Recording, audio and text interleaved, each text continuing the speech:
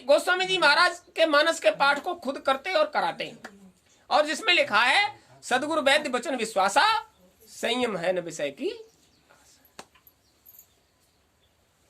सदगुरु वैद्य है, उनके वचनों पर विश्वास करो, संयम से रहो। अगर संयम है तो तुम्हारे अंदर विषयों की आशा नहीं होगी। इधर जब आते हो तो विषयों संबंधी प्रश्न लेकर मत आओ, विषयों की आशा लेकर मत आओ।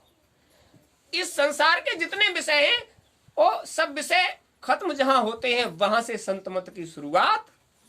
अब जब तक दैहिक दैविक भौतिक ताप, इन तीनों तापों का समन नहीं हो जाएगा, मतलब ये तीनों ताप शांत नहीं हो जाएंगे, खत्म नहीं होता है, होती कोई चीज शांत हो जाती है। जब ये तीनों ताप शांत हो जाते हैं तब संत मत की होती है शुरुआत, तब आपका अंतर में आना जाना होता है। तो संत मत की शुरुआत होती है उधर से चलने पर, और उधर कभी चले ही नहीं और माला पटक दिया, तो इसका मतलब यह है कि तुमने वो काम नहीं किया और गुरु पर विश्वास भी नहीं किया। तो गुरु पर विश्वास भी करो और जिस काम को तुम्हें बताया है उसे भी करो, तो आप समझ लीजिए फिर तुम्हारे जीवन की कोई कमी नहीं खलेगी। क्यों खलेगी? जिस चीज की आवश्यकता होगी वो समय से पहले आपको मिल जाएगी। अभी अम्मा आई तो हमने अम्मा से पूछा, हमारे गुरु महाराज को क्या तुमने नौकर चाकर समझ लिया है? पहले आने पर एक देवी जी ने मत्था टेका और हमसे अपना पूरा दर्द सुनाया, हम इतने लंबे समय से वहां जा रहे हैं, हमको कोई लाभ नहीं हुआ। अरे भैया, लंबा समय लगता है लाभ लेने में।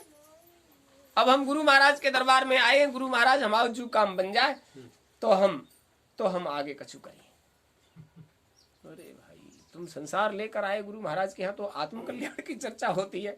चलो ठीक है, गुरु महाराज स्वीकार करेंगे, क्योंकि उन्होंने कहा इधर भी देना पड़ेगा हमें, तब हम उधर दे पाएंगे। जब इधर देंगे तो विश्वास होगा, इधर देंगे तो विश्वास होगा, और जब विश्वास हो जाएगा तो तुम इधर आते जाते रहोगे, तो हम उधर भी तुम्हारा काम बना सकेंगे। मौज हो गई उनकी, मौज हो गई। जिस काम के लिए आए थे वो बेटे की शादी हो गई, तो मिठाई लेकर आए गुरु महाराज को खिलाने। हमने कहा खूब खिलाओ भाई, तुम्हारा काम बना दिया है, हम तो इस बारे में ज्यादा जानते नहीं। गुरु महाराज को मिठाई खिलाया, सब लोगों को प्रसाद बटा मिठाई का। क्या गुरु महाराज खाने आते हैं? अरे आप सब लोग आ गए थे, वो मिठाई जो आया वो सबको बांट दिया, मिठाई खिलाया। अगला सवाल, गुरु महाराज की मौज हो जाए और बेटा सा हो जाए, वो खबर आ गई बेटा भी हो गया। तो हमने कहा अम्मा ये बताओ, यहाँ सब लोग क्या हमारे गुरु महाराज को नौकर चाकर समझते हैं? तुम्हारे बच्चों की शादियां करवाएं, तुम्हारे बच्चों के बच्चे करवाएं, अरे ये काम तो तुम्हारा अपना यार, उसको करो, जो समझते हो उसको करो। यहाँ तो मत्था टेक कर ये कहो हुजूर जिस काम से आए वो काम बने हमारा। ये शरीर हाथ से चला जाएगा तब क्या करोगे? क्या यही कराते रहोगे? गुरु महाराज ने क्या कहा, बच्चा जब मेरा मन होता है आज बच्चों पर दया बरसाएंगे, और जब तुम सामने आते हो तो वही दुनियादारी रोते हो, मालिक ये दया कर दीजिए। तो मन करता है इस बार यही दया कर देते हैं। और दया जिस भाव से उतरी थी उस भाव को तुमने संसार में उतार लिया। मैं क्या करूं, जब दया करने का समय था मैंने दया कर दी, अब जिस भाव में तुमने उतार लिया वो तुमको लाभ मिल गया। अब उधर जाने के लिए तो फिर उतना ही परिश्रम करो,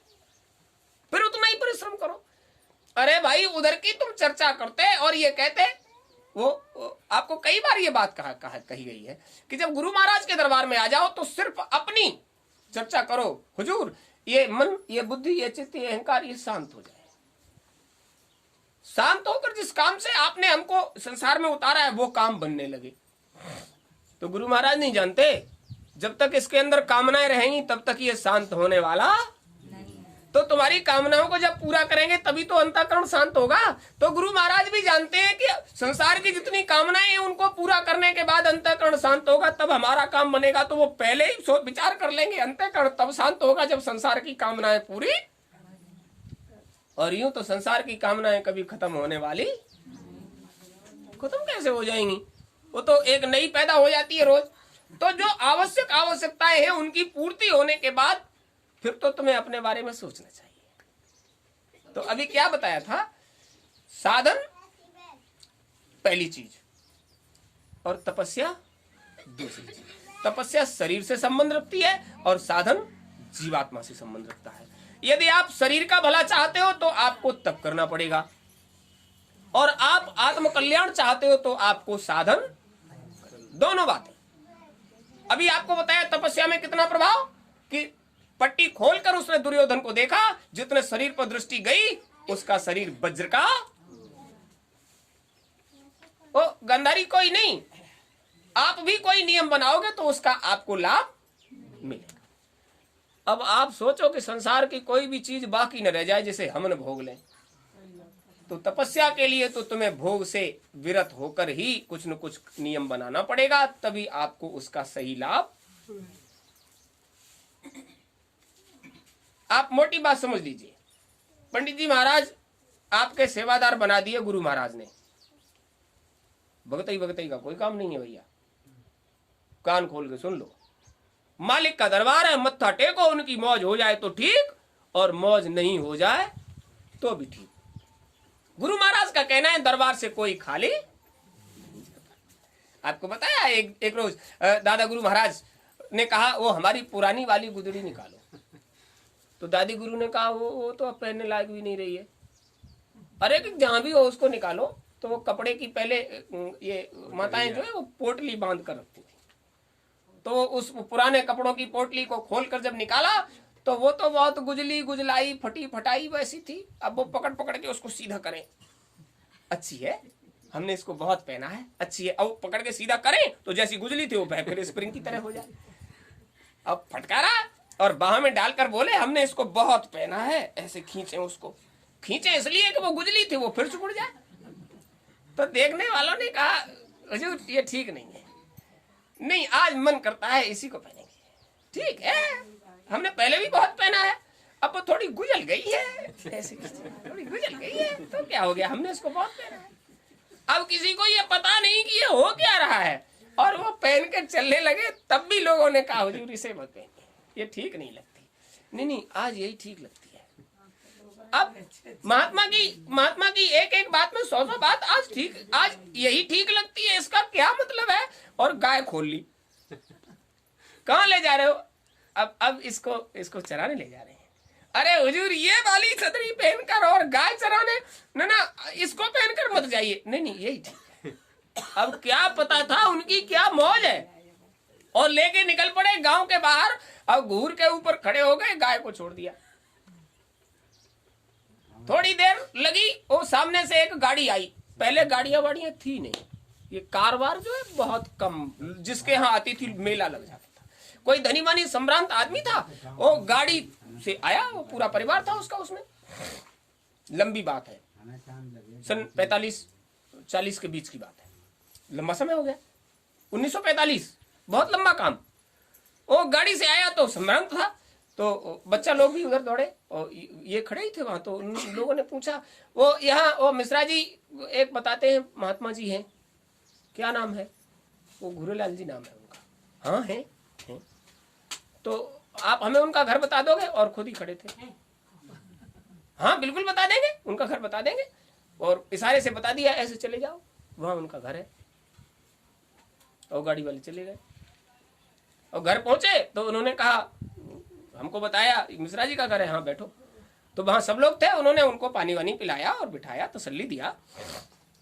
तो उन्होंने कहा मिश्रा जी से मिलवा दीजिए। तो प्रेमियों ने कहा अभी बैठो, अभी बुला के लाते हैं। और भागते हुए आए गुरु महाराज, हुजूर गाड़ी से लोग आए हैं। हाँ आए तो हैं, आपको कैसे मालूम, हम ही ने तो रास्ता बताया है। आप ही ने बताया? हाँ। हुजूर वो घर पर बैठे हैं। अरे बहुत अच्छा, पानी वानी पिलाना उनको। नहीं पानी वानी तो पिला दिया, आपको बुला रहे हैं। अच्छा हमको बुला रहे हैं, चलो।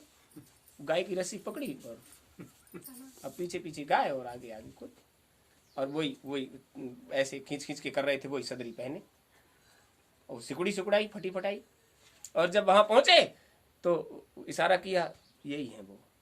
जैसे ही इशारा किया यही है वो, सब ने मुंह बना लिया, ये कैसे महात्मा, देखो तो फटी फटाई सिकुड़ी सिकुड़ाई सदरी पहने, हम गाड़ी से आए मिलने। भाव बदल गया, अंतर का भाव बदलते ही उन्होंने बड़े भगत से, अरे भैया पानी लाओ पानी लाओ। हाँ पानी पी लिया, बैठो बैठो, बड़ी बड़ी गर्मी है, ठंडक मिलेगी, बैठो बैठो। बोले ठंडक मिल गई हुजूर, अब हम चलना चाहेंगे। हाँ चलो चलो। उन्होंने देखा ये तो बिल्कुल ऐसे है, बोले हम चलना चाहेंगे। अरे अरे आए हो तो रह लो, रह लो, आ जाओ, आए हो तो रह लो, आए हो तो रह लो। बोले नहीं हुजूर, दूर जाना है, दिल्ली से आए हैं। अच्छा अच्छा, अरे बहुत दूर है दिल्ली, अरे बहुत दूर से आए, तो अब इतनी दूर से आए हो तो रह लो। बोले नहीं हुजूर, बस दर्शन करने आए थे। अच्छा अच्छा, अरे बड़े भाग्य हैं, हमें आपका दर्शन हो गया, आपको हमारा दर्शन हो गया, अरे बड़े भाग्य की बात है। हाँ वो तो है। अच्छा अब चलेंगे हुजूर। हाँ हाँ चलो चलो, आए हो, जा रहे हो तो चले जाओ, यहाँ क्या फर्क पड़ता है, कोई लोभ लालच तो है नहीं।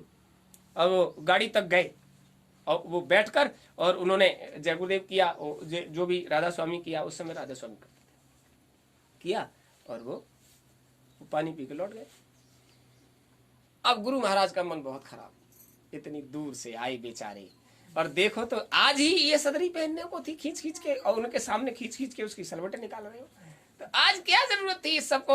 और जब वो चले गए तो मन में बहुत मंथन पूरे परिवार में, तो घूम कर बोले तुम लोगों का मन बहुत खराब हो गया, क्या बात है।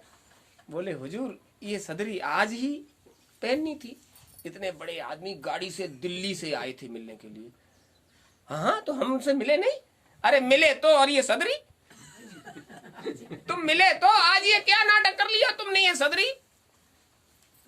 तो कहने लगे इसीलिए तो हमने ये सदरी पहनी, इस संसार में लोग चमक दमक पर कुर्बान होते हैं, उन्हें क्या मालूम इस गुदड़ी के नीचे लाल छिपा है, और जिस लायक थे वही किया है। तो गुरु महाराज ने सामने खड़े होकर कहा हुजूर दरबार में आए हुआ खाली नहीं जाना चाहिए, और वो पानी पी के ऐसे ही लौट गए।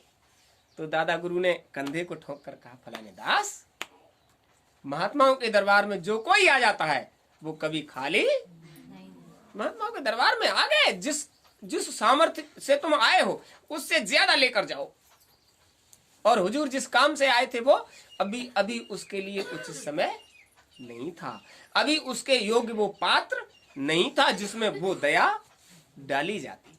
मतलब जिस भाव से आए थे वो तो चमक दमक के हिसाब से आए थे, इसलिए वो समय नहीं था। तो आप समझ लीजिए दादा गुरु ने ऐसा क्यों किया। ऐसा इसलिए किया था कि उनको परख पहचान हो जाए। जब लंबे समय तक ये चर्चाएं उनके संपर्क में आती रही, और फिर जब वो अगली बार आए तो उन्होंने कहा हुजूर हम क्षमा चाहते हैं, पिछली बार हम आपको पहचान नहीं पाए। तो दादा गुरु ने उनसे कहा अरे आज हम बड़े खुश हैं कि आप हमें पहचान गए, और ये भी कहा कि महात्मा के गले में घंटी बनकर लटकते रहो 40 साल तक लगातार, महात्मा को पहचान।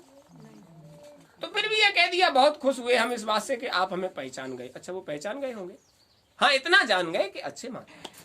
तो परख पहचान जो है सकल सूरत या वेशभूषा से नहीं, तब साधन का मामला था कि वो जान गए थे कि वो आ रहे हैं और वो जिस लायक है उतना ही दया उनको देनी चाहिए, ज्यादा नहीं बर्दाश्त हो पाएगा, तो उतना ही दया किया। तो आप समझ लीजिए महात्माओं का जो खेल है वो बहुत विचित्र होता है। एक महात्मा जी साधन पर बैठे हुए थे, जो उधर से निकलता जंगल में वो उन्हें देखता, अपने साधन में बैठते, उन्हें संसार से कोई लेना देना नहीं था। धीरे धीरे ये चर्चा राजा के पास पहुंची। वहां घने जंगल में एक महात्मा जी तपस्या करते हैं, लेकिन इस ठंड के मौसम में भी महात्मा जी के पास वस्त्र नहीं है, एक छोटा सा अचला है, एक लंगोटी है, और इस ठंड के मौसम में साधन भजन करते हैं, कोई साधन नहीं है वहां। तो उन्होंने कहा वो तो खैर महात्मा है, बर्दाश्त कर सकते हैं, लेकिन आप ये जाकर देखो उनके भोजन की व्यवस्था है वहां। तो उनके सहचर जो थे वो गए, उन्होंने कहा हुजूर उस जंगल में भोजन की क्या व्यवस्था होगी, महात्मा सूख कर कांटा हो गए हैं, इसका मतलब वहां कोई भोजन की व्यवस्था नहीं है। राजा अच्छा था, पुण्यात्मा था, विचार किया जासु राज प्रिय प्रजा दुखारी, सो नृप अवश्य नरक, भोजन के लिए कोई भूखा नहीं रहना चाहिए। तो उन्होंने कहा जाओ भोजन ले जाओ, बढ़िया से व्यंजन बना के ले जाओ और वो भोजन करा के आना। अब राजा को क्या मालूम क्या मामला है, जाओ भोजन करा के आना, और ये समाधि में लीन थे। ये कहा भोजन करा के आना, तो जो अनुचर आए थे वो बैठ गए। बैठने के बाद उन्होंने बहुत प्रयास किया महात्मा जी की समाधि को खुलवाने के लिए, उठ जाओ भोजन कर लो, राजा साहब की आज्ञा है भोजन करा के आना, रख के जा नहीं सकते, करा के आना। और तुम उठ नहीं रहे हो, भोजन करोगे नहीं तो हम जाएंगे कैसे। जब ज्यादा विलंब हुआ और महात्मा की समाधि नहीं टूटी तो उन्होंने क्या किया, वो जो अनुचर थे उन्होंने जबरदस्ती मुंह को फाड़ा और लेकर ठूस दिया। खाओगे कैसे नहीं, हम ये कहेंगे हुजूर अपने हाथ से खिला के आए। महात्मा को समझते नहीं, मुंह फाड़ कर मुंह में डाल दिया, अब तो खाओगे।